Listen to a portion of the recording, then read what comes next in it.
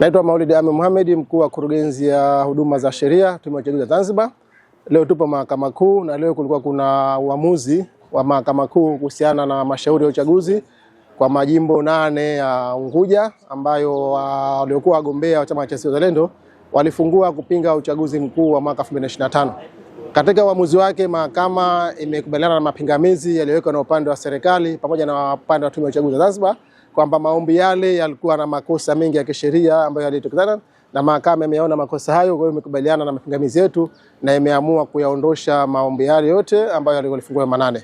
Na miongoni mwa kasoro zilizotokeza ni kwamba kulikuwa kuna kasoro katika hati ya viapo ambazo walizowasilisha, na kama ilivyotokeza nyuma kwamba hata yule wakili ambaye walimtumia katika hati ya viapo na hizo sasa vile vile hakuwa na uwezo wa kisheria kuweza kusaini hati ya viapo vile, kwa sababu alikuwa bado hajarenew leseni yake.